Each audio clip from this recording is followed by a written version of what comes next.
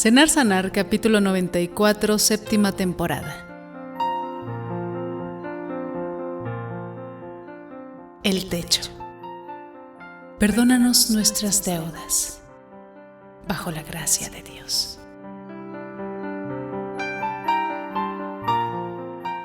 Perdóname que mencione el problema, pero debo hacerlo. Me doy cuenta que el tema es personal, pero ya es hora de que se haga público. Tengo que hablarte de que estás sobregirado en el banco. Tu cheque en el sueldo se atrasó. El dueño de la casa te apresuró en cambiar el cheque del alquiler. Ibas a hacer un depósito, pero tu tía llamó de Minnesota, de modo que cuando llegaste al banco ya estaba cerrado y no sabías hacer un depósito fuera de hora. A pesar de la razón, el resultado es el mismo. Falta de fondos. Cuán alarmante es esta frase. En la gran galería de las frases famosas, falta de fondos está colgada en el mismo pasillo que Impuestos Internos auditará sus libros. Hay que hacer una endodoncia y dejemos de salir y solo seamos amigos. Falta de fondos. Para sentir todo el impacto de esta frase, imagínate que oyes las palabras de un hombre con colmillos, capa negra y una voz profunda en un castillo de Transilvania. No tienes suficientes fondos. Estás sobregirado. Pagaste más de lo que podías pagar. Gastaste más de lo que podías gastar. Y adivina, ¿quién tiene que aflojar la plata? El banco no. No escribieron el cheque. Tampoco la tienda. Ellos no hicieron la compra. Ni tu tía de Minnesota. A menos de que tenga un punto blando en su corazón a favor tuyo. En el gran esquema de las cosas, puedes dar todas las excusas que quieras. Pero el cheque que rebota cae sobre el regazo del que lo escribió. ¿Qué haces si no te queda dinero? ¿Qué haces si no tienes nada para depositar sino una excusa honrada y buenas intenciones? Ruegas que algún alma rica haga un gran depósito a tu cuenta. Si hablas de tu deuda financiera, eso probablemente no ocurrirá. Sin embargo, si hablas de tu deuda espiritual, ya ha ocurrido. Tu Padre ha cubierto tu sobregiro.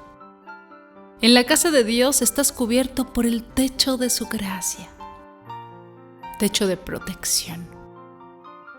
Raras veces se nota el techo de una casa. ¿Con cuánta frecuencia tus visitantes cruzan la puerta y te dicen: tienes uno de los techos más hermosos que he visto? A través de los años, cientos de personas han entrado y salido de nuestra casa. Y sinceramente no recuerdo que alguien haya hecho un comentario sobre el techo. Pueden recordarme que debo cortar el césped o barrer la acera, pero un cumplido por el techo todavía no me ha ocurrido. Esa indiferencia no es culpa del constructor. Él y su equipo trabajaron muchas horas colocando vigas y tejas. Pero a pesar de su esfuerzo, la mayoría de la gente primero notaría una lámpara barata que el techo. No cometamos el mismo error. Cuando Dios cubrió su gran casa, no reparó en gastos. En realidad, el techo es la parte más costosa del edificio. Le costó la vida de su Hijo. Él nos invita a que estudiemos su obra en virtud de 3 palabras que están en el centro de la oración. Perdónanos nuestras deudas. Tenemos una deuda que no podemos pagar. Deuda. La palabra griega que se traduce deuda no es ningún misterio. Simplemente significa tener que pagarle algo a alguien. Si tener una deuda es deberle algo a alguien, no es apropiado que hablemos de deuda en nuestras oraciones porque estamos endeudados con Dios. ¿No estamos en deuda con Dios cuando desobedecemos sus mandamientos? Cuando dice que vayamos al sur y vamos corriendo hacia el norte. ¿Qué no nos dice que hagamos un viraje a la derecha y hacemos exactamente lo contrario mirando a la izquierda? En vez de amar al prójimo, lo herimos. En vez de buscar su voluntad, buscamos la nuestra. Se nos dice que perdonemos a nuestros enemigos, pero los atacamos. Estamos desobedeciendo a Dios. Entonces, ¿no estamos en deuda con Dios cuando somos indiferentes? Él hace el universo y nosotros aplaudimos hacia la tierra, a la ciencia. Sana al enfermo y le aplaudimos a las medicinas. Concede la belleza y le damos crédito a la madre naturaleza. Nos da posesiones y alabamos la inventiva humana. No nos endeudamos cuando no respetamos a los hijos de Dios. ¿Qué si te hago a ti lo que le hacemos a Dios? ¿Qué si le grito a tu hijo en tu presencia? ¿Y si le pongo apodos? ¿Y si lo golpeo? No lo tolerarías. Pero, ¿no estamos haciendo lo mismo? ¿Cómo se siente Dios cuando maltratamos a uno de sus hijos? Cuando maldecimos su descendencia, cuando criticamos a un compañero de trabajo, hablamos mal de un pariente o hablamos de alguien antes de hablar de la persona involucrada. ¿No estamos en deuda con Dios cuando maltratamos al prójimo?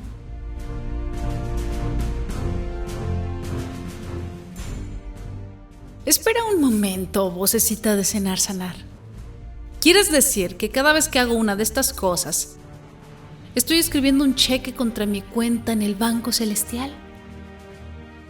Pues sí, eso es exactamente lo que te estoy diciendo. También digo que si Cristo nos hubiera cubierto con su gracia, cada uno de nosotros estaría sobregirado en su cuenta.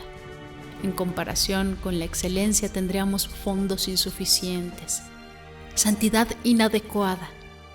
Dios exige un cierto saldo de virtud a nuestro favor, que es superior a lo que cualquiera de nosotros puede tener por sí solo.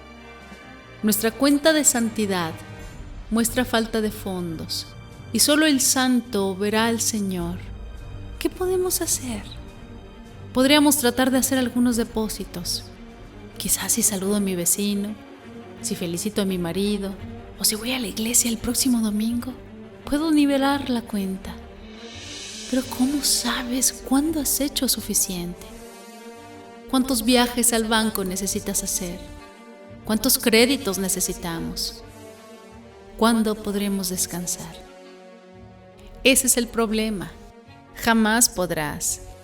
Ninguna persona puede hacer obras que la justifiquen delante de Dios. Si estás tratando de justificar tu estado de cuentas, olvídate de que puedes tener paz. Vas a tener que pasar el resto de tus días resoplando por lograr alcanzar la ventanilla antes de que el banco cierre. Tratas de justificar una cuenta que no puedes saldar. ¿Puedo recordarte el techo de la gracia que te cubre? Dios es quien los declara libres de culpa. Dios pagó una deuda que no debía. Dios se dio a la tarea de saldar tu cuenta.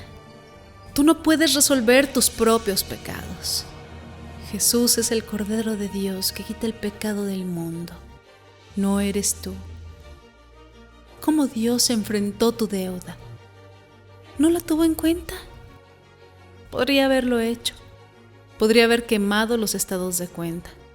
Podría haber pasado por alto tus cheques sin fondo. Pero, ¿haría eso un Dios santo? ¿Podría un Dios santo hacer eso? No, de otro modo no sería santo. Además, ¿es así como queremos que Dios administre su mundo, pasando por alto nuestros pecados y respaldando, por lo tanto, nuestra rebelión? ¿Te castigó por tus pecados?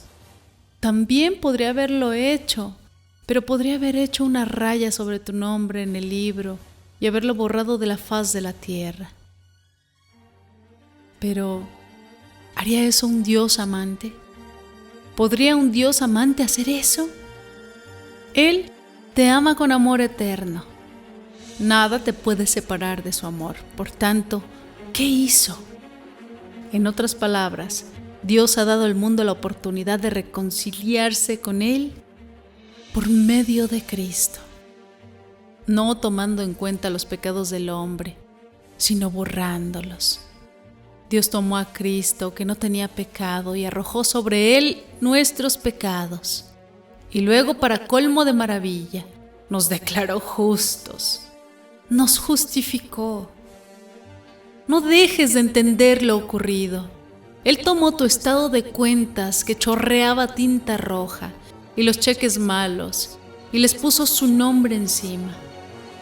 Tomó su propio estado de cuentas con millones de depósitos y sin giros y puso tu nombre encima.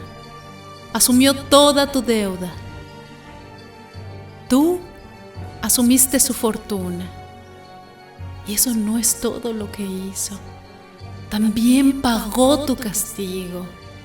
Si te sobregiras en un banco, debes pagar la multa.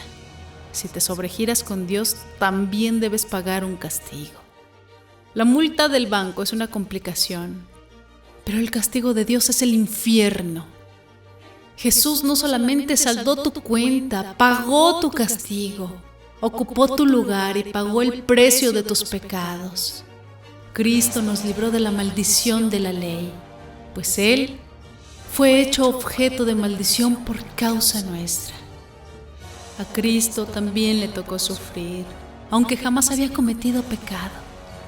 Un día ofrendó su vida por nosotros los pecadores para llevarnos a Dios.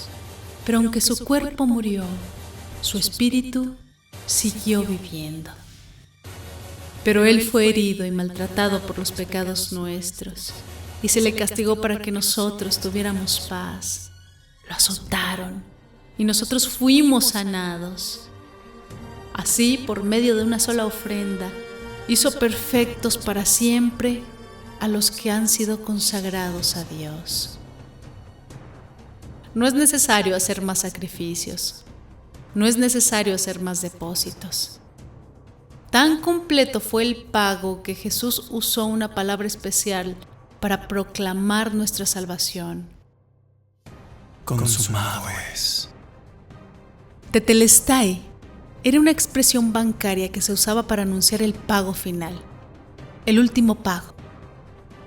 Ahora bien, si la tarea está consumada, ¿hace falta que hagas algo más? Claro que no. Si la cuenta está cancelada, ¿qué más puedes añadir?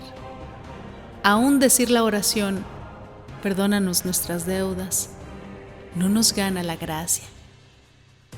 Repetimos las palabras para recordar el perdón que ya tenemos, no para alcanzar el perdón que necesitamos. El próximo capítulo hablaremos más al respecto, pero antes de seguir, ¿podemos conversar francamente? Para algunos estos pensamientos acerca de cheques devueltos y la gracia de Dios no son algo nuevo, pero ¿no son preciosos? Sinceramente, ¿has recibido alguna vez un regalo comparable con la gracia de Dios? El hallazgo del tesoro de la misericordia hace que el mendigo más pobre se convierta en un príncipe. No encontrar este regalo convierte al más rico en un miserable. También muchos sabían esto. Solo espero que el recordatorio les anime. Pero para otros, esto es más que buenas nuevas. Es una noticia nueva. Tú no sabías que había un techo de la gracia. Y cuán grande además es este techo. Las tejas son bien gruesas y las vigas fuertes. Debajo del techo estás a salvo de las tormentas de la culpa y de la vergüenza. Debajo de esta cubierta de Cristo ningún acusador puede tocarte. Ningún acto puede condenarte. ¿Acaso no es bueno saber que ya no tienes que pasar la tormenta a la intemperie? Pero, ¿es suficiente para mí? Preguntas. Bueno, bastó uno que negó a Cristo, Pedro. Uno que se burló de Cristo, el ladrón de la cruz. Uno que persiguió a Cristo, Pablo. Sí, es suficiente para ti. Aunque hayas pasado toda una vida escribiendo cheques sin fondos, Dios ha estampado las siguientes palabras en tu estado de cuentas. Mi gracia es suficiente para ti. Imagínate un cheque en blanco. El monto del cheque es gracia suficiente. Firma el cheque Jesús. La única línea en blanco es la del beneficiario. Esa parte te corresponde a ti. Quiero exhortarte a que pases unos momentos con tu Salvador y recibas ese cheque. Reflexiona en la obra de su gracia. Mira hacia el techo. Sus vigas vienen en el Calvario y sus clavos una vez sostuvieron al Salvador clavado en una cruz. Su sacrificio fue por ti. Exprésale tu gratitud por su gracia, ya sea por primera vez o por enésima vez. Logra que Él te escuche murmurar: perdónanos nuestras deudas. Y deja que Él conteste tu oración mientras escribe tu nombre en el cheque. Amada hermana y amado hermano que me escuchas, es mejor que ahora la vocecita de sanar se aleje y deje que ustedes dos conversen. Yo, mientras tanto, esperaré en el corredor de la gran casa de Dios.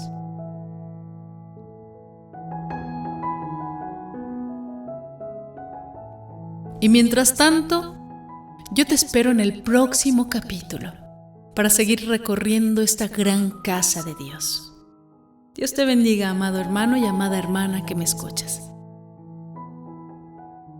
Oracionesenvideo.com. Oracionesenvideo.com